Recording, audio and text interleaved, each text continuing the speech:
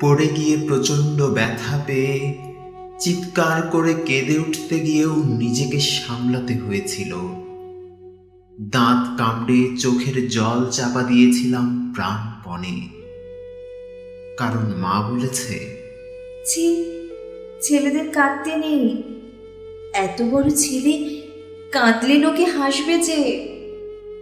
একটু একটু করে কান্না চেপে রাখতে রাখতে কষ্ট লুকিয়ে শক্ত থাকতে শিখে যাই আমরা। তখনই পুরুষ হয়ে উঠি আমরা। পড়াশোনা শেষ করার পর প্রেমিকা তাগাদা দেয়, তাড়াতাড়ি কিছু একটা করো, একটা চাকরি খোঁজো, নইলে বাবা যে কিছুতেই তোমাকে মেনে নেবে না। আমরা কিন্তু কিছুতেই প্রেমিকাকে হারাতে চাই না, তাই হন্যে হয়ে চাকরি খুঁজি। তবু একদিন ওই চোখের সামনে আমাদের প্রথম প্রেম অন্য কার হয়ে যায়। চোখের জল লুকিয়ে রেখে আমরা বুঝি বেকার হওয়াটা পুরুষের অক্ষমতা, নারীর নয়। ভিড় বাসে অনেকক্ষণ দাঁড়িয়ে থাকতে থাকতে একটা মাত্র সিট খালি হতেই তাড়াতাড়ি স্ত্রীকে বসিয়ে দেই আমরা। যদিও আমরাও প্রচণ্ড পা টনটন ব্যথা অনুভব করি। শরীরটা তো মানুষেরই, বিদ্রোহ তো করবেই, কিন্তু তাকে তো এত কিছু আমল দিলে চলবে না। স্ত্রী একটু আরাম করে বসেছে, তাতেই আমরা খুশি। সপরিবারে পুজোর জামা কাপড় কিনতে বেরোনো বাবারা যদি নিজের জন্য পছন্দ হয় একটা পোশাক, অপেক্ষা করি সবার কেনাকাটা শেষ হবার। কিন্তু সবারটা কেনা হয়ে যাওয়ার পর আমরা দেখতে পাই সামান্য টাকাই পড়ে আছে পকেটে।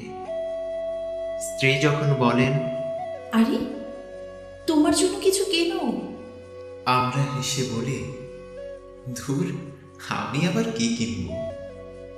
ছোটবেলাতেই তার মা শিখিয়েছেন, তুমি না পুরুষ মানুষ, একদিন গোটা একটা পরিবারের ভার তোমাকে নিতে হবে। পরিবারের সবার সুখ স্বাচ্ছন্দ্যের দিকে নজর রাখতে হবে এই তোমাকেই। টাইটানিক ডুবে যাবার আগে শেষ মুহূর্ত পর্যন্ত স্বল্প সংখ্যক লাইফ বোটগুলোতে যতটা সম্ভব বিপন্ন যাত্রীদের উদ্ধার করা হয়েছিল।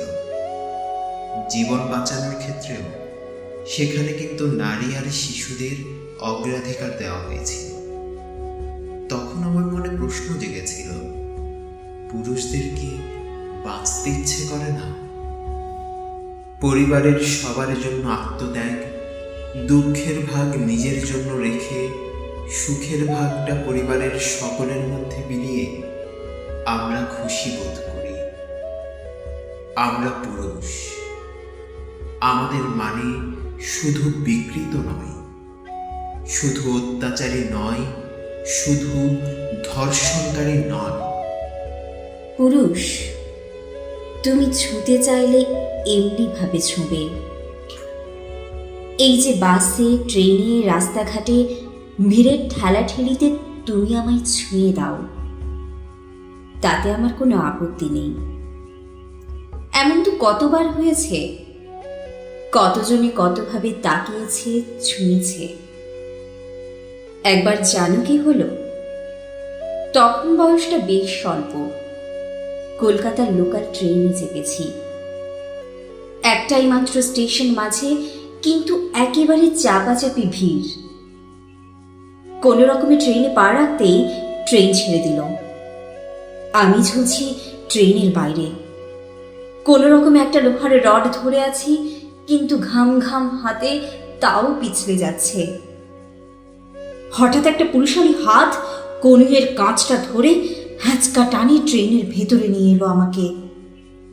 আমি বললাম, প্লিজ ছাড়বেন না, আমি পড়ে যাব তাহলে। ছাড়ছি না, ভয় নেই। ভয় ছিল না আর। আরেকবার, সেবার গায়ে জ্বর, মাথায় কি ঘুরছিল, চট করে হোস্টেল থেকে বাড়ি যেতে খুব ইচ্ছে হলো। ট্রেন নেই, কোনো ভালো বাস নেই, ঝরঝরে একটা বাস যা পেলাম উঠে পড়লাম। তিলার্ধ জায়গা নেই বাসে। আমি গায়ে জ্বর নিয়ে ধুমছি দরজার কাছটায়। হঠাৎ পিঠের উপর হাত পড়ল। একজন গ্রাম্য বৃদ্ধ বললেন, বসবে মা? আমি দাঁড়াতে পারবো না, এই পাশটায় বসো কষ্ট করে। পাশে জায়গা ছিল না তেমন। আমার মাথা তোলার ক্ষমতাও ছিল না। রীতিমতো ওনার পায়ের উপর বসে পড়লাম। জানালার হাওয়া চোখে মুখে লাগলো। আহ, শান্তি। এরকম হয় কিন্তু রাস্তাঘাটে কেউ কেউ হাঁ করে তাকিয়ে দেখলে অস্বস্তি হয়। আমারও হয়, কিন্তু কখনো কখনো খুব ভালো লাগে। একবার যেমন কোথাও যাচ্ছিলাম, বই পড়তে পড়তে বাসের মধ্যেই ঘুমিয়ে পড়েছি। সেই স্টপেজে এসে কন্ডাক্টর ডেকে তুলল। চেয়ে দেখলাম একটা গন্ড গ্রাম আর একটি ছেলে আমার দিকে অবাক চোখে তাকিয়ে আছে। আমি পাত্তা না দিয়ে বাস থেকে নেমে পড়লাম। বিকেল হয়ে এসেছিল। কন্ডাক্টর বলল এরপর বাস আবার 2 ঘন্টা পর। একা একা দাঁড়িয়ে আছি, ভাবছি কি করব। দেখি পেছনে ওই ছেলেটিও এসেছে। এখানে একটা দোকানে আমার বাইক রাখা থাকে, আমি পৌঁছে দেব? না না, কি দরকার? ভয় নেই, বাড়ি অবধি পৌঁছে দেব। পরের বাস আস্তে আস্তে রাত। কি মনে হলো বললাম, চলুন। ভালো করে ধরে বসুন তো, চাপ নেই। বসলাম। আমাকে ঠিকানা জিজ্ঞেস করে একদম বাড়ির দরজা অবধি পৌঁছে দিয়ে গেল। আবার মাকে বলেও দিল, বলুন কাকিমা, বাসে ওভাবে কেউ ঘুমিয়ে পড়ে? এই তাকিয়ে থাকাগুলো বেশ লাগে তো। তারপর কেউ যদি এমনি এমনি আদর করে, ধরো অচেনা কেউ, আমার তাও ভালো লাগে। তখন সন্তান সম্ভব আমি। দুর্গাপুজোয় লাইনে দাঁড়িয়ে অষ্টমীর প্রসাদ নিচ্ছি। খুব গরম, হাঁসফাঁস করছি। এক 40-50 লোক এগিয়ে এলেন। একটা প্লাস্টিকের চেয়ারে আমাকে বসিয়ে ভোগ নিতে গেলেন।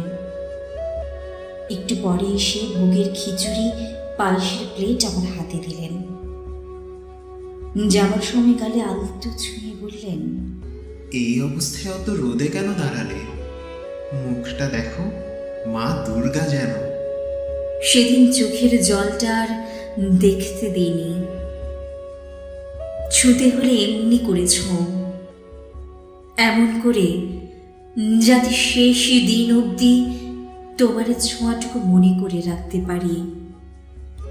গর্ব করে আনন্দ করে বলতে পারি, তুমি একটু হলেও অনেকখানি ছুঁয়েছিলে আমাকে, এখনো ছুঁয়ে আছো। প্রত্যেকবার এমনি করে ছোঁও। সত্যি বলছি, আমার ভালো লাগে। আমি কিচ্ছু মনে করি না।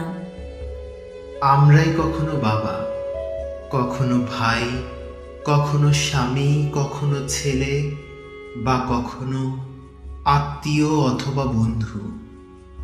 আমরা আছি, আমরা থাকব, আমরা পাশে আছি, আমরা জানি। পুরুষ মানে বিকৃত নয়, পুরুষ মানে ধর্ষণকারী নয়, পুরুষ মানে অত্যাচারী নয়, বরং পুরুষ মানে একটা শক্ত অবলম্বন, একটা নরম ভালোবাসার জায়গা, একটা নিরাপদ আশ্রয়।